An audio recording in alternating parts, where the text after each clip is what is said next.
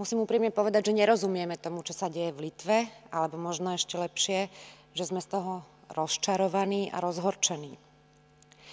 Keď sa už zdá, že sme v Európskej únii dosiahli pokrok, aspoň v tom, že vieme, čo sú to základné ľudské práva, príde z jedného z členských štátov signál, že to vlastne vôbec nie je pravda.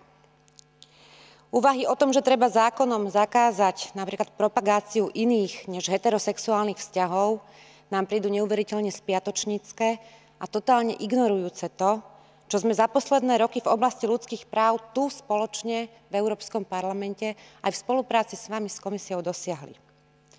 Ochrana duševného zdravia detí je iba nedôstojnou zámienkou agendy zakomplexovaných politikov. Deti musíme a chceme chrániť. Chceme ich chrániť najmä proti násiliu, proti chudobe.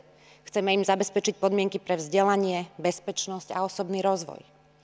Všetci však, alebo väčšina z nás z vlastných skúseností vie, že deťom nevadia prejavy náklonnosti a lásky a ani propagácia iných ako heterosexuálnych vzťahov. Preto som presvedčená, že dnes už nie je na mieste, aby sme s podporovateľmi takýchto názorov diskutovali, pani komisárka, a snažili sa im stále niečo vysvetľovať. Snažili sa im vysvetľovať, v čom sú ich postoje žalostne mylné. Podľa môjho názoru treba razantným spôsobom zakročiť.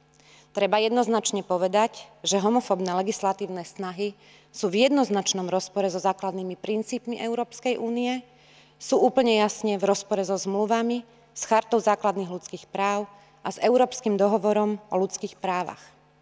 Nerešpektujú slobodu prejavu a informácií a slobodu zhromažďovania, ako aj zákaz diskriminácie na základe sexuálnej orientácie. Chcela by som sa tiež opýtať, pani komisárka, či v prípade schválenia takéhoto zákona začne komisia voči Litve konanie o porušení. Ďakujem pekne.